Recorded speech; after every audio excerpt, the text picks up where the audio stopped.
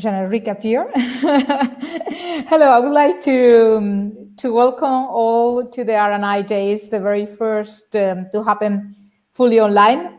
Thank you for inviting me to moderate a session dedicated to such a relevant topic, which is very close to my interest. Before and after entering the European Parliament, I'm very glad to hear the views of the Commission, the experts, and the participants present today. We know that although the participation of women in higher degree courses has increased exponentially in recent years, and while there are more women with university degrees than men in the European Union, still less than 30% of scientific researchers in the world are women, and they are still underrepresented in science and especially in technology-related fields. It is also true that the statistics at national level are still far from being perfect. We need better cross-nationally comparable statistics on women and men in research and science to understand better the reality in order to change it from remuneration, status, professional alternatives, equality policy, a specific policy at universities and a science minister. And because tackling some of the biggest challenges we face, from decarbonization, digitalization to improving health, will depend on counting with all talents, which involves getting more women in those fields. Furthermore, these competences we know are essential for the fastest growing and highest paid job categories. Several recent studies show that changes in global labor market. I'm now listening myself back. No, it's okay now. Several recent studies, as I was saying, show that changes in the global labor market will lead to net job creation of 58 million jobs, especially for scientists and data analysts and specialists in artificial intelligence. We know that only 22% of artificial intelligence professionals now are women, so showing a huge gender gap that replaces major issues such as job segregation, biases, and the perpetuation of inequality and stereotypes.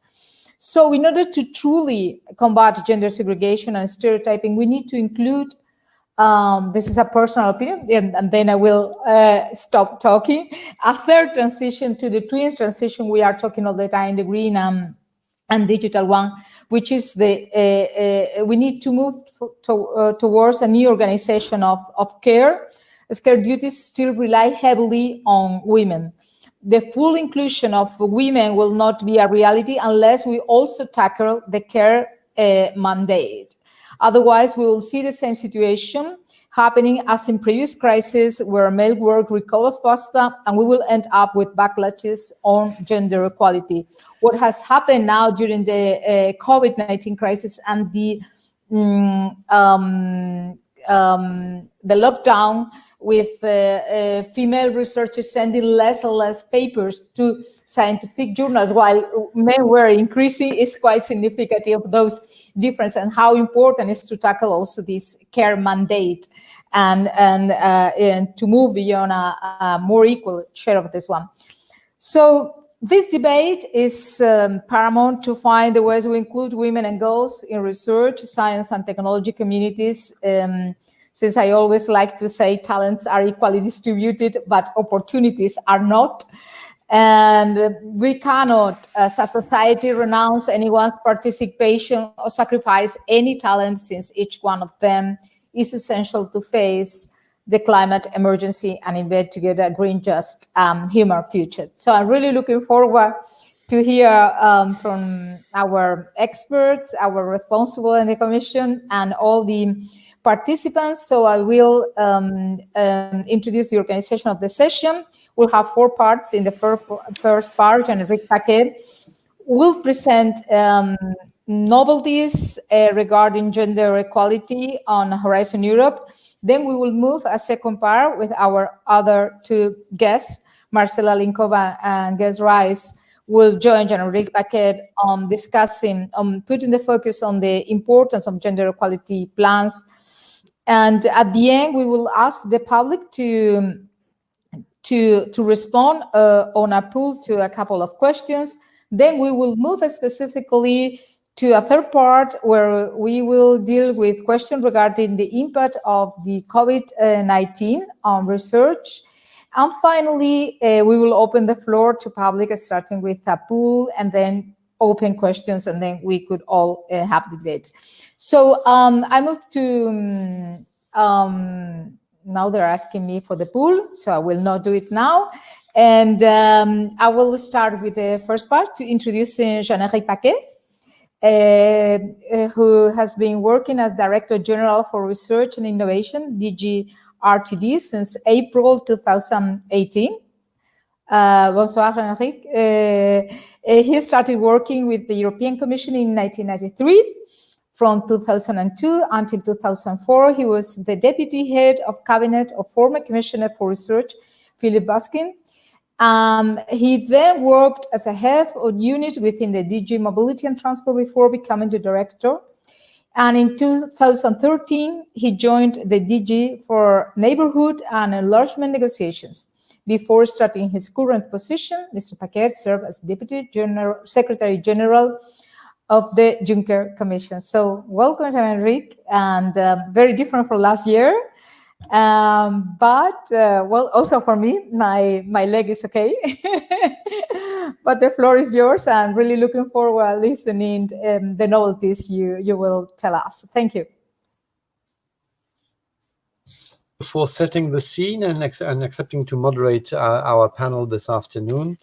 I'm delighted to have the opportunity to say indeed a few words on one major novelty which we intend to introduce into Horizon Europe to further promote more gender equality across research organizations. But before I do that, I would like to concur with you that whilst there is no doubt that really good progress was made in the last decade, we are just not there yet.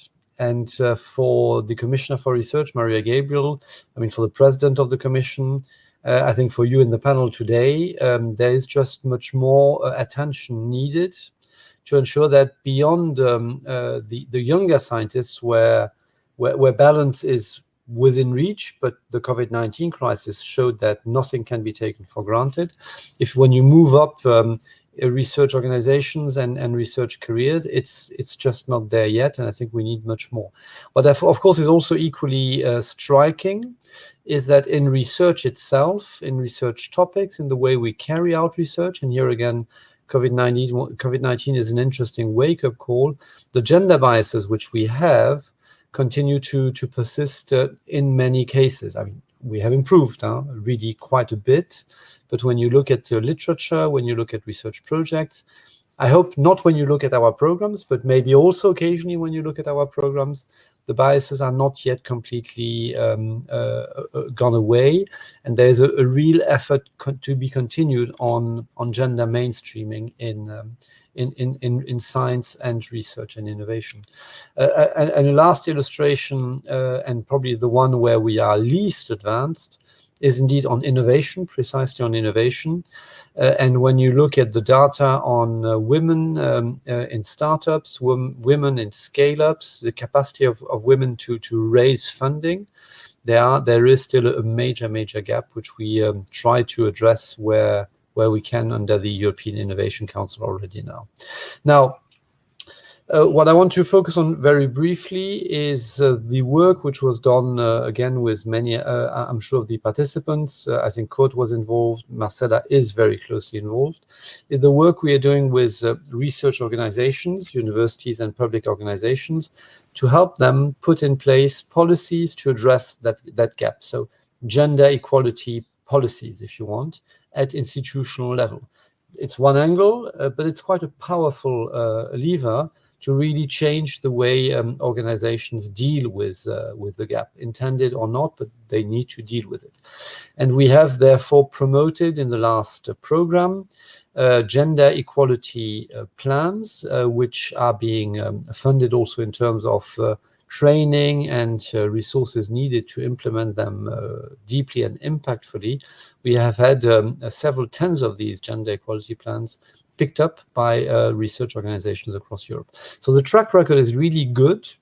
and we see that where they were put in place, the situation is visibly improving, and sometimes, in some cases, elements are being really corrected.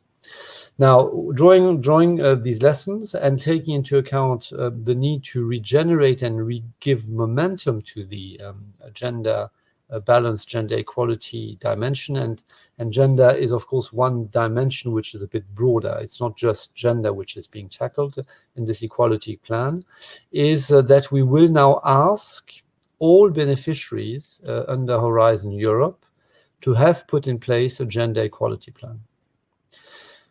So that is not just anymore an offer, it will be a requirement. So to be very clear, we will make the existence of a gender equality plan. We will not judge the impact of it at this stage. Maybe this would be for the next framework program, but we will make the existence of a reasonable, fully owned gender equality plan a requirement to become eligible under Horizon Europe. So in other words, every public organization interested to team up in a consortia to bid for funding under Horizon Europe will need to put in place such a gender equality plan. Maybe we need a little bit of space to put that in place. Let's see. I'll be interested to hear the reactions. This is part of the work now happening in the implementation modalities. Some of you are aware of it already, but we are now ready to go. So I'm really happy to have the opportunity at the Research and Innovation Days to fully confirm the approach, which is, of course, supported fully by Maria Gabriel, our Commissioner. Voilà, that's what I wanted to say. Thanks, Lina.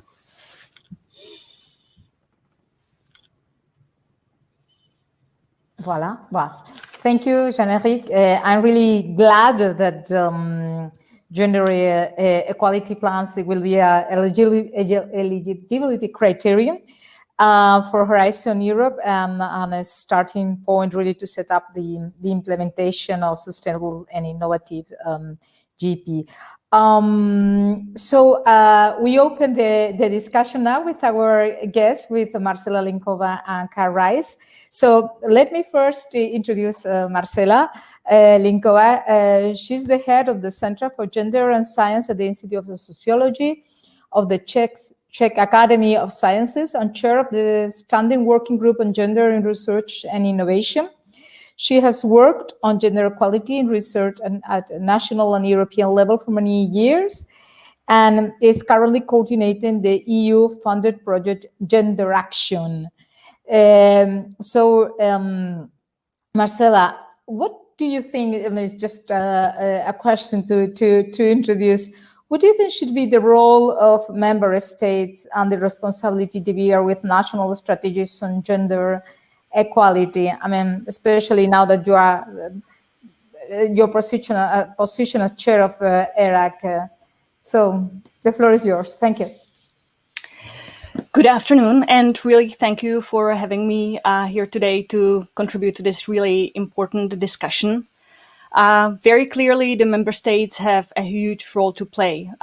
If we take my country, the Czech Republic, the Ministry of Education supports the Center for Gender and Science, and the financial support has allowed me to take on the responsibility of chairing the Standing Working Group on Gender in Research and Innovation.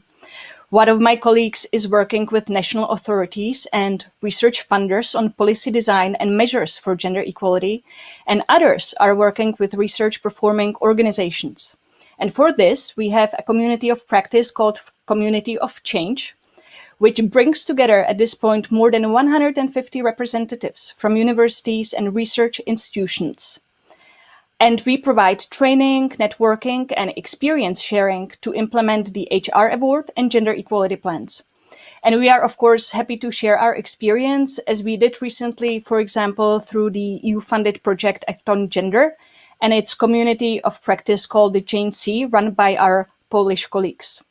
But clearly, the Czech Republic is not alone in this, and we have seen recent legal developments in France, very ambitious new policy in Ireland, the Netherlands, Austria, Spain, Malta, new developments in Slovenia, and we're hoping also this year in the Czech Republic.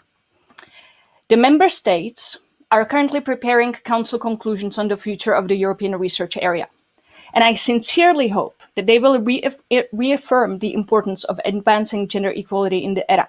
Because if they don't, Women and men researchers who care about research and innovation functioning in a fair and equitable manner would have all the reason to be deeply disappointed because the job is not done. Despite some progress we are seeing, there are still issues that we need to tackle. Pay inequality, sexual harassment and other forms of gender-based violence, gender biases against women in decision-making positions, and overall those with caring responsibilities. And it must be said, and has been mentioned already, that the current COVID-19 pandemic is threatening to erase the gains made. In the Standing Working Group, we have recently called on policymakers, funders, RPOs, and publishers of scientific journals to make sure that the negative impact is not structurally reproduced through systems of evaluation in the future. And another issue that we must pressingly tackle is intersectionality, diversity, and racism. Science prides itself on contributing to progress and awarding excellence, on providing opportunities to thrive for the best and the brightest. And this is what meritocracy stands for, right? But if we cannot ensure this, and we often still can't, meritocracy remains an empty philosophical concept. Research and innovation need to do better, and member states in tandem with the Commission must set framework conditions for the future of era where all researchers can thrive and all fields of research can thrive, including gender studies and gender research, without political bans and restrictions on academic freedom, as has already happened in Hungary and is now threatening to happen in Romania. Gender equality plans are one very important instrument through which gender equality can be pursued. And member states should do just that. They should commit to fund gender equality plans at national level, as they already agreed in 2015. For this, they can also make use of structural funds and create synergy with Horizon Europe.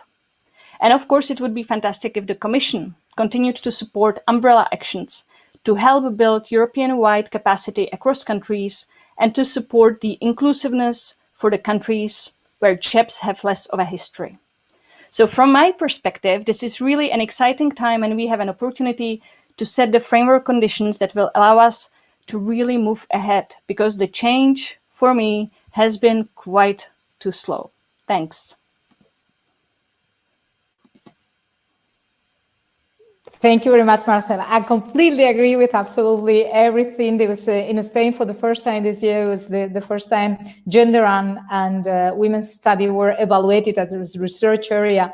For the first time, it has been very important, that people to specialize also in the recognition of these studies. So that was the regarding more or less specialist and member state. Now I would like to move to Carl Rice. He is the rector of Oslo Metropolitan University, and he also leads Norway's Committee on Gender Balance and Diversity in research. He has been engaged in this work for many years, and among other things, has been part of several projects in the EC various framework programs. So if I was, thank you for being here. I was asking Marcel about the role of member state. Obviously, the one for you will be the role of the universities. And as I know, I was vice rector for 5 years, not rector, but vice rector for 5 years. I know quite well what is also this policy at the university level, and how important it is also in order to implement whatever legislation or whatever guidelines are in hand. Thank you. Great, thank you. And thank you for having me. And I hope that you're hearing me okay. I had a couple technical problems at the beginning, but those got worked out. Thank you very much to the technical support people. I would like to make a few comments from the Norwegian perspective, both regarding the role that a gender equality plan can play for an individual university, but also a little bit from the perspective of this committee that I lead, which is actually a committee appointed by the Ministry for Higher Education and Research. And our mandate is to stimulate work on gender equality and diversity in universities and research institutes. And The context in which this happens in Norway is that there's a law that requires gender action plans, or rather gender and diversity action plans. And originally this is part of the anti-discrimination policies that we have in Norway. And it's part of a particular Norwegian vision of what it means to have social justice in the workplace.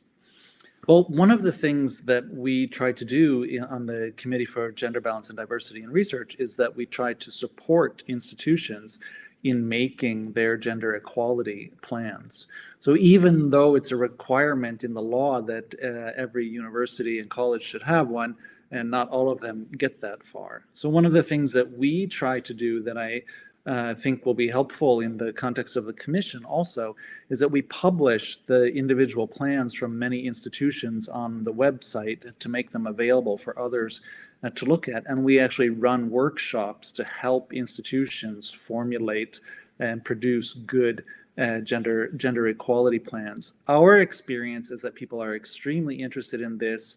They get lots of good ideas when they come to a workshop. That kind of interaction helps them.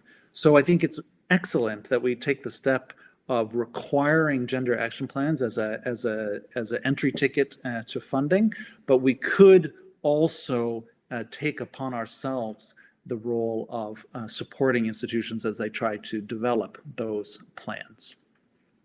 Well, at my own institution at Oslo Met, we think about diversity as one of our primary institutional values. And so developing our diversity plan and gender balance plan is one of the ways that we work internally in the university to spread that institutional value. We do see it as part of our contribution to working with sustainable development goals, and as I'm sure many of the participants here would agree, the work of gender equality and diversity and supporting diversity is really important for all of the sustainable development goals. And we have a high awareness of that at the institutional level, that we connect our work on diversity to the SDGs. We're, to the extent that Norway has a city, Oslo is the one that it has, and we have a diverse faculty and a diverse student body. And part of our motivation for working with a diversity plan is to be able to release the creative and innovative potential of the diverse populations that we have. So we think we achieve many benefits for the institution through this work. Most importantly, it gives us a structured and systematic approach to the work that we want to do with gender balance and diversity. We take our plan to our university board for ratification, and when we do that, that commits leadership at all levels of the organization to engage with the plan and to work towards achieving its goals. Another thing that's important in our own work with our gender and diversity plans is that it creates a context for self-assessment. It lets us know, or it forces us to look and see where we're at. So in our case, we do have 50%, a little over 50% women in our full professor positions. That's ultimately due to very hard work being done by very many individual women. And we want every generation, we want to keep that up. And in order to do that, we continue having many activities supporting them in those efforts, and that comes about as part of our plan. The self-assessment that we do then gives us the opportunity to articulate our own goals and identify the tools that we want to use to take them there, and it also makes it easy for us to say where responsibility lies for implementing the various measures that we take.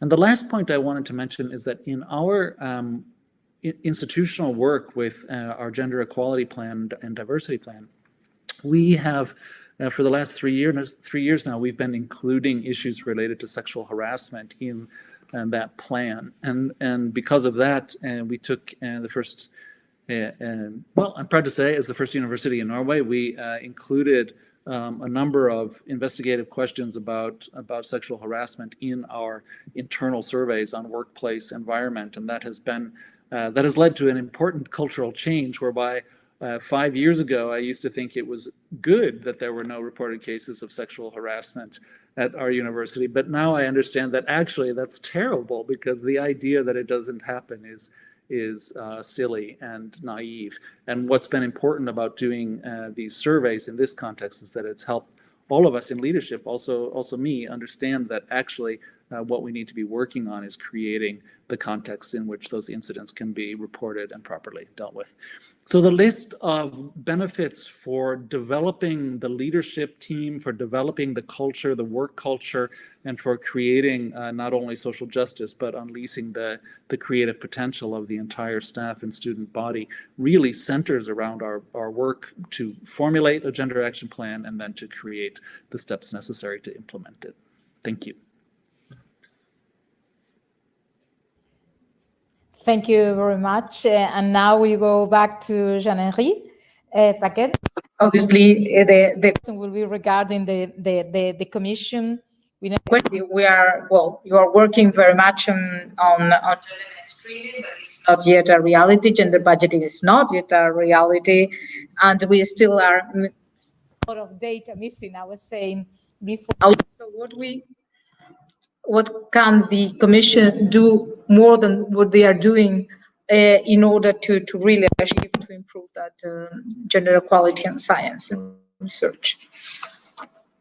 Yeah, maybe Lina, maybe I say a few words, because there were quite a number of comments and questions on how we could move forward with these gender equality plans. And what Kurt was describing for his own institution, I think, resonates quite directly into the way these gender equality plans were promoted in the last cycle on a voluntary basis as an accompanying measure, and picked up in many parts of the union. So, I mean, of course, the gender equality plan must have a reality that I think goes a bit without saying, but let me say it nevertheless.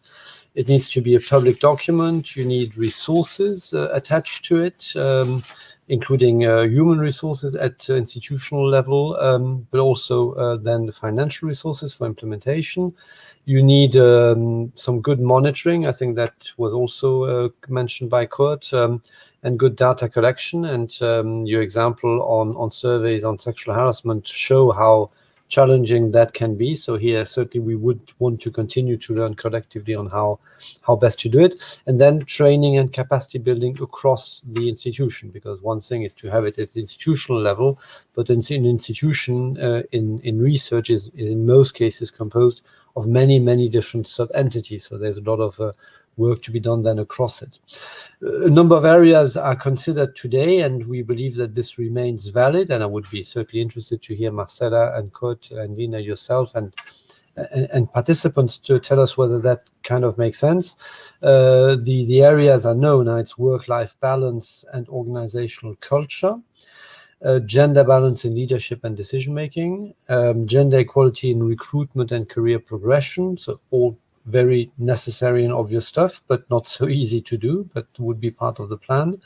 And then the gender dimension to be integrated into the research and teaching content. So that's the mainstreaming part, which is very important. And then there would, of course, also need to be, as you put in place in your university in Oslo, a number of very active and robust measures to deal with gender-based violence, including, of course, sexual harassment. So this is quite broad. For me, this is the minimum. Less doesn't work. And so that also really means that adding this as a criteria in Horizon Europe is not a small feat, and we're well aware of that, because many institutions have been working on gender policies, but not that many in the end, when you look across the landscape, have fully fledged gender equality plans now in place. So there will be, I think, quite a bit of work to be done, which is also why, and I think we had the question too, Lina, is this cannot happen tomorrow morning. But this should not happen at the end of Horizon Europe either, if we want this to have an impact. So the view in my teams now, and I shared that with the Commission, and we will confirm it as soon as we have had some feedback, as we are starting to have today, with a new approach. But the view in the team is that we do need certainly a small transition period. As far as I'm concerned, I would say 1 year. So in 21, the calls are all good. You won't have them yet. But as of 22, we would insist that they are at least agreed. Again, they cannot be delivered. And I think it would be counterproductive to ask for them to be delivered, because they would then be meaningless. So they need to be in place, serious, robust, with ownership, and the mechanisms being put in place, and that would then carry eligibility. So clearly a lot of groundwork to be done in many parts of Europe between now, we are September 2020, and then calls in the first part of 22, so there is a bit of time. There will be resources under Horizon Europe also, not necessarily limitless resources, but there will be also some resources to support that. I very much hope that, again, building on the really super strong track record of that gender equality plan measure, which is several years old now, that we can really now have that step being taken across Europe. And I didn't see, of course, not in this panel, it would have been a bit counterintuitive, but I didn't see any pushback, and I haven't seen really anyone telling us this is not good. No, nobody would, I suppose, but that it's not possible, nobody did either. And that's the first useful signal. Great. Thank you very much, Jean-Eric. So just remember that you have a poll question. Does your employing organization have a gender equality plan?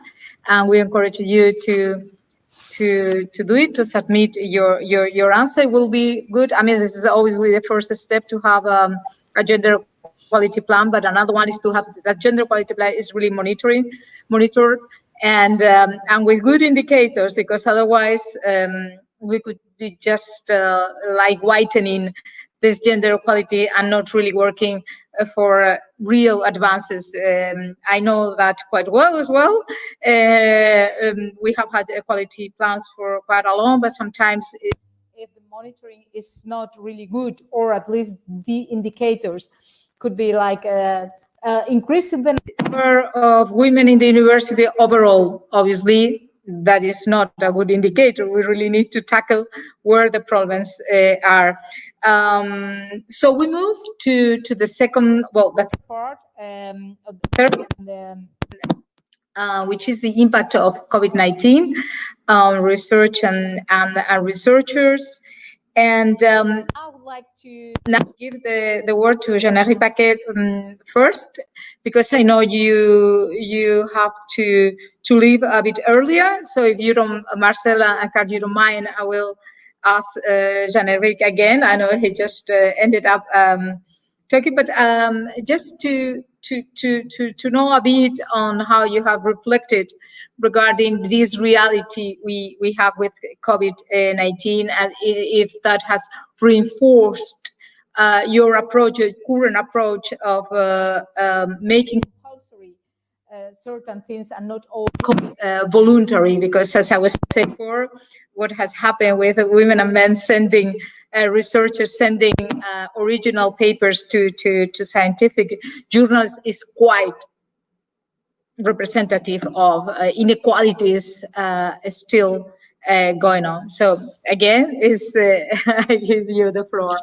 No, thank you, Lina. And it's indeed very striking as an example, Marcel. I was not maybe I knew, but I hadn't realized that this was so visible.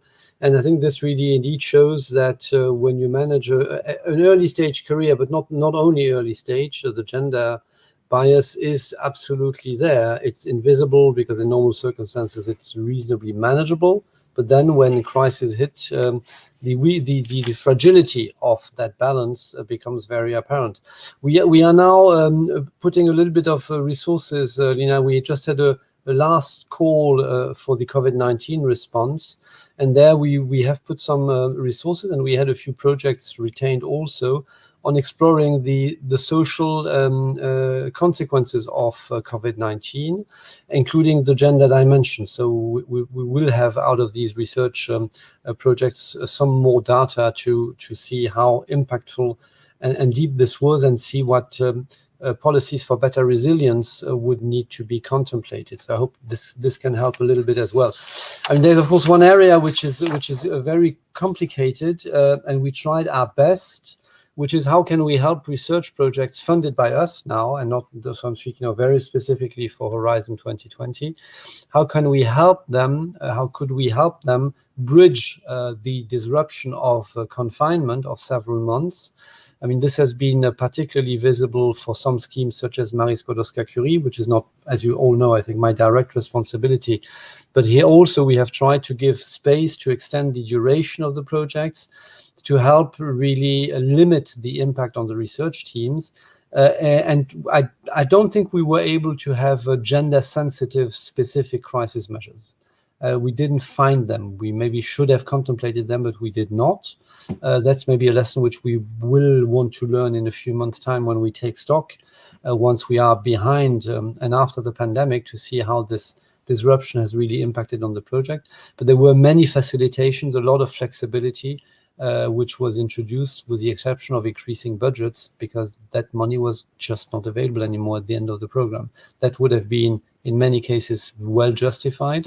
I very much hope that the lack of additional budget, but only the flexibility in terms of time and reporting of activities, will in many cases have been enough. But I'm aware that there has been here also a gender angle which is not entirely tackled. Voila. Lina, thank you very much for accepting that I kind of leave now, and I apologize, Kurt, Marcella, and participants. Thank you very much for giving me the opportunity to say a few words. À bientôt, Lina. Thank you. À bientôt. À demain. I Oui, think absolument. tomorrow we will Oui, meet again. continue tomorrow. Okay, We will change roles tomorrow. Okay, thank you very much, Anahit. So we continue with this session, and I would like to ask Kurt if for specific measures you have taken during the lockdown at your university, or good examples, you know, around that could be applied to other places. Thank you. Thank you.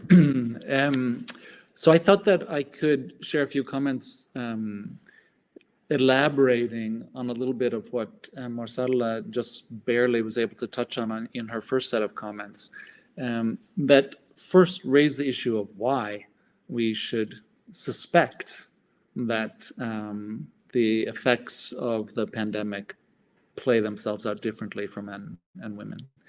And maybe you, Lina, or was it Jean-Eric, briefly touched on the publishing issue. There was an article, I think yesterday, maybe the day before yesterday, in the Times Higher Ed, again, looking at this kind of thing.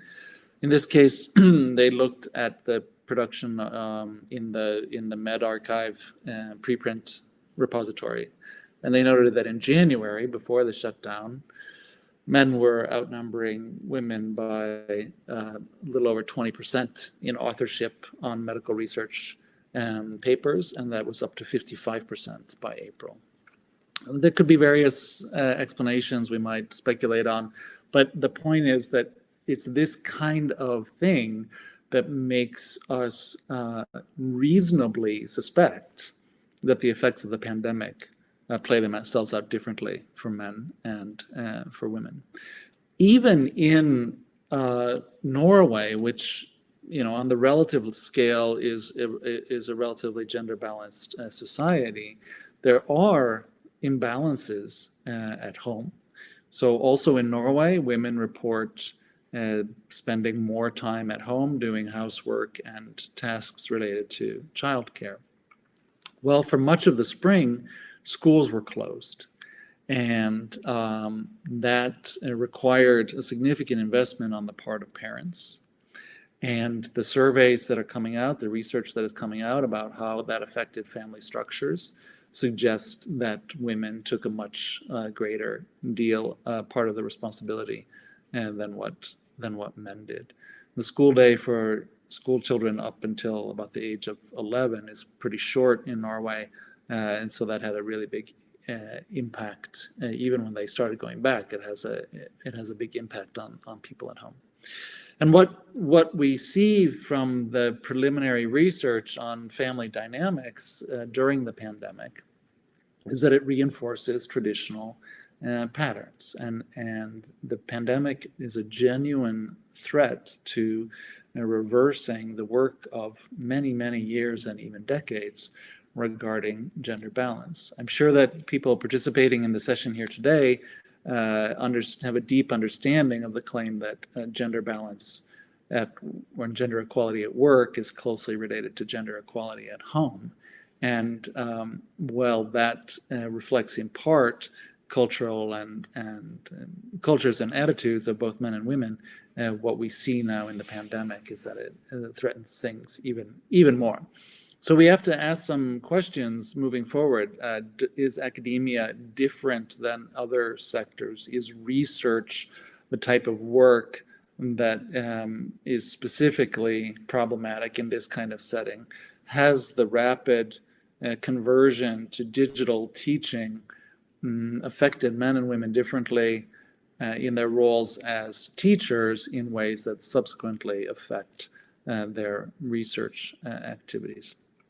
And maybe there are positive things also. Maybe the time we're saving on commuting makes it possible to have, to deal with that greater engagement with our children in ways that have a reduced impact on our work. I don't know. There might be, we might have learned during the last 6 months a greater degree of flexibility than we've previously seen in ways that can be, that can play itself out positively. Well, this spring I was trying to bring this issue into the public debate, and the way that I did that was by going out in the media in Norway and saying that because of the differences in the way this affects men and women, we should let women return to their offices before men when we are reopening offices, because they're having a disproportionate burden at home. So to help compensate for the career cost, we should let women come back first. And we did, in fact, implement that at the policy level at Oslo Met as one of the criteria that could be used when we had to make decisions about who to let back. Now, it turns out that there was no big flood of people wanting to come back to their office, so it hasn't been difficult to make those kinds of decisions. But the point was to try to highlight this issue and suggest that an action like that could help to compensate for things. What we are still experiencing is that most people are working at home, and we have very little on-campus education at this point. It's mostly delivered digitally. And so these kinds of traditional issues about the division of labor at home are very present. So we try to train our people in leadership positions about leadership from a distance, leadership over digital platforms, and the kinds of things to check in with their employees about, in the hope that at least brings to the surface these kinds of issues. We did a round of surveying in June where we asked about these things, and we'll do another round in December where we're trying to get as many of our staff as possible to report on their experiences. And we do some other things, like we've been furnishing home offices and so on, to try to give people the chance to have the equipment that they need to focus on being able to stay productive at work. So those are a few initial thoughts and experiences that I can report on from my position. But I think that the possibility of the pandemic having profoundly different long-term impacts on the careers of men and women is substantial, and what Marcela touched on earlier about evaluation being carried out in ways that is cognizant of this, I think is extremely important. So thanks for the chance to share those reflections. Okay, thank you very much. A very interesting initiatives that is very good to share with all of us. I think you were asking yourself, is academia different from other places? I have asked that myself many times, and it's always that coming to my mind is this meritocracy issue, that probably it doesn't work as much as we believe. Also, women in academia, I mean, I've been in academia since up to last year. I'm still, in fact, although I'm here.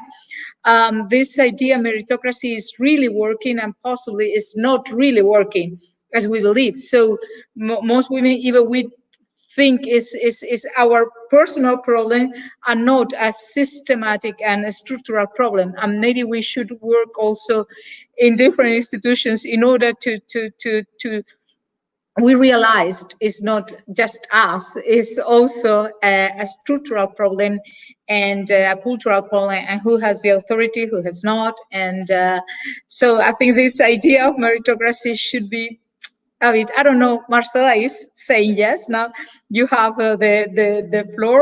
What do you think about that, or whatever experiences you want to share with us regarding the COVID impact? Thank you. Mhm. So I actually wanted to touch upon something slightly different, what has not been discussed so much yet, although in the chat it has.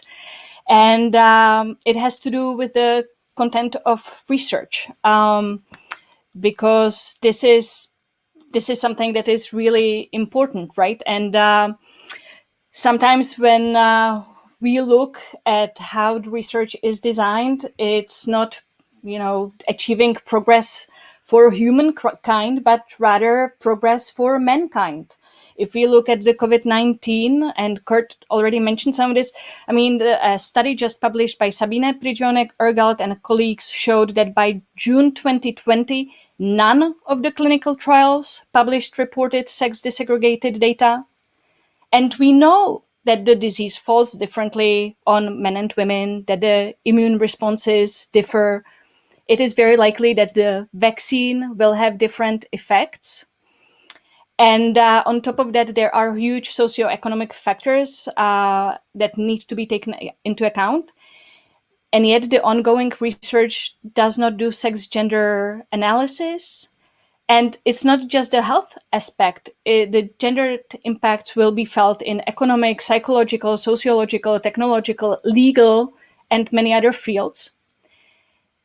And really, we need to recognize the world is not about the default male. The publicly funded research must bring benefits to all, and we must use this coronavirus experience, which has highlighted the many structural problems in the research system, and use it as an opportunity to do things better. So let me put it this way. Sex and gender analysis must be required as a default from research teams. And I will repeat this. Sex and gender analysis at intersection with other important factors and lines of social inequality must become the default requirement for research and innovation. Because time and again, we have seen research and innovation studies designed on the assumption that somehow women are smaller men with boobs, which is wrong, right? And unfortunately, this is where we've seen the least progress made. The Commission has taken the gender dimension in research quite far in Horizon 2020, and I really hope that Horizon Europe will be bolder in its requirements, but at the member state level, we are seeing much less activity.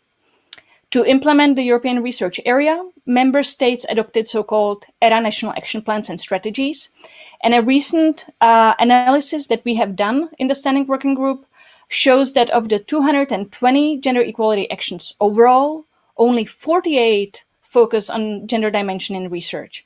So again, this is really not a time for gender equality to disappear from the policy framework for the European research area, because this area of action is really far from achieved.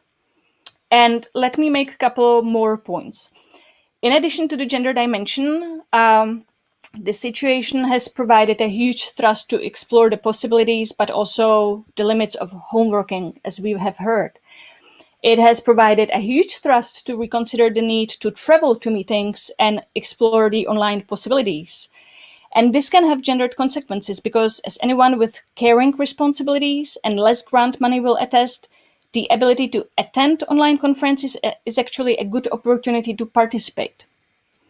And importantly for me, in the process of creating opportunities for people with limited mobility, we can also contribute to greening of research and innovation by maximally cutting down travel.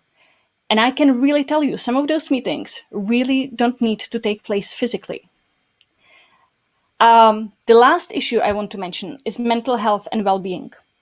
The impact of COVID-19 is not clear-cut. It's giving us opportunities to reconsider agency, self-organization, and autonomy on the plus side, but also unequal workloads and burnout on the other. And again, I just want to stress, it will be very important to study these effects in gender-sensitive manner on the labor market overall, but for researchers specifically. And it's really great to see that the Commission has taken steps in this manner, some member states as well. But I think that we really need to insist on the gender dimension, intersectional gender dimension, being the default from which we operate for the future.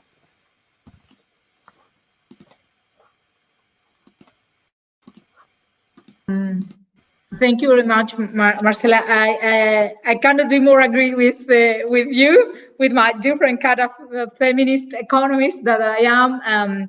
Also director of a master on gender equality, so I completely agree with what I've been doing all my life. So this is important, and it's important also that what you were saying, that is this COVID-19 has shown obviously the inequalities we know we had, but also it's opening windows. I think they are important also to highlight the good possibilities these processes is bringing to us.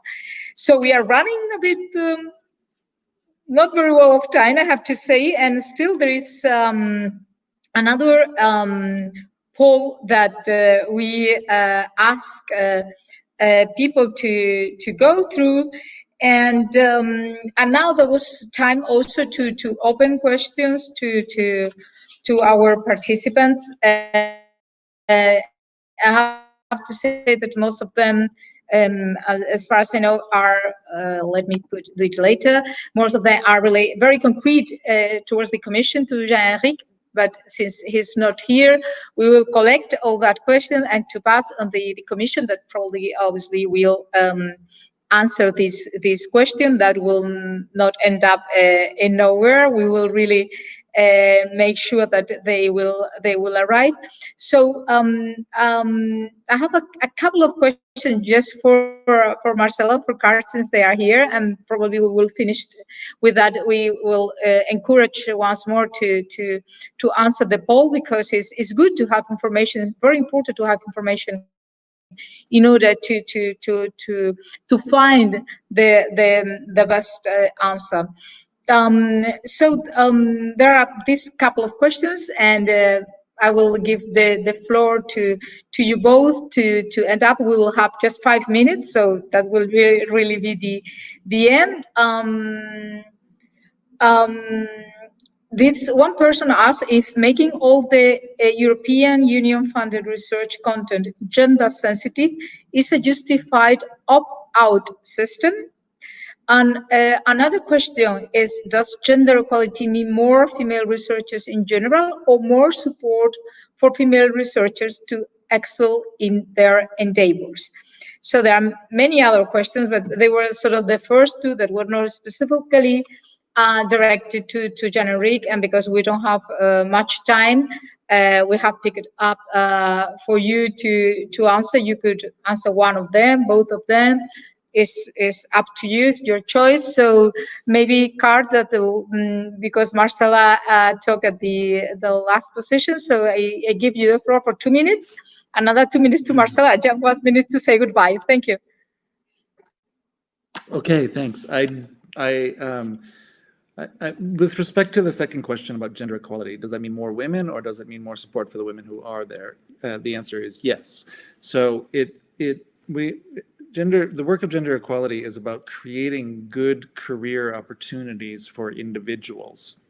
And one of the important discoveries that we make when we engage in the work of gender equality is that it's not just good for women, it's good for men too. And we learn how to be better leaders and department chairs and support, maybe initially by engaging with gender equality issues and working with women, but that develops skills in those of us in leadership positions that then benefit the men in our organizations too.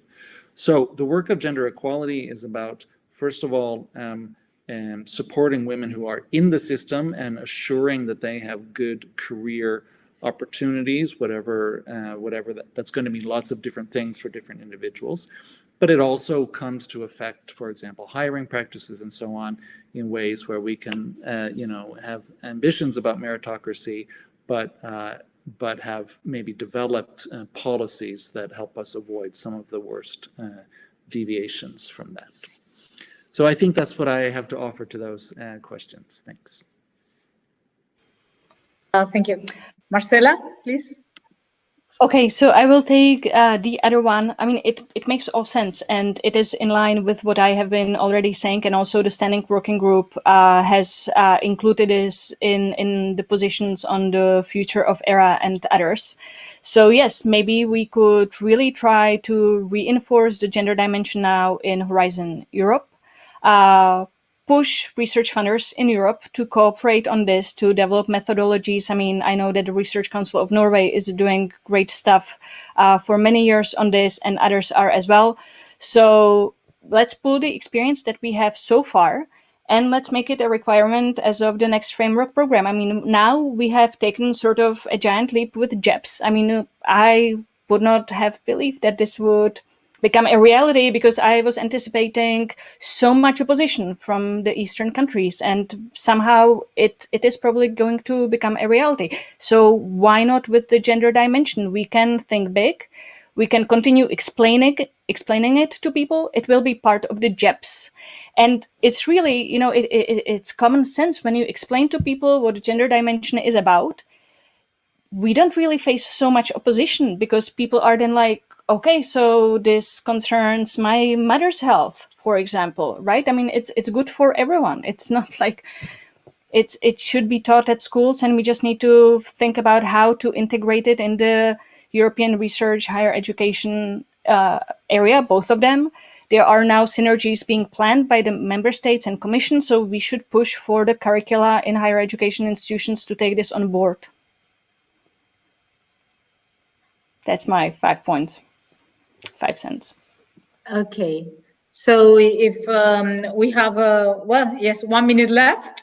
So just to thank you again, to thank the Commission for organizing this process. I hope we will be able to work also at the Parliament. We hope that also in real life, not only online, to work and to share these good experiences, these good practices, because there are many things very well done in different places, and probably we still need to put together all these experiences. I finished also this idea Carl was saying, this creating good career for individuals is good for women, but also good for men and good for institutions, because obviously when we are introducing all that, the organization culture is changing and is becoming not also more fair, but also probably really meritocratic. Before I was criticizing this meritocracy, but probably they will become more meritocratic, and it will be also very good for possibly with more transparency, more accountability, and I think this is good for science, good for researchers, and good for well-being of people. So we are really on time. Thank you very much. And we will keep all the questions and obviously to pass on to the people that were addressed. So thank you very much. Thank you, Marcela. Thank you, Kat. And thank you, everybody, for participating so actively. Thank you very much. And we will move forward.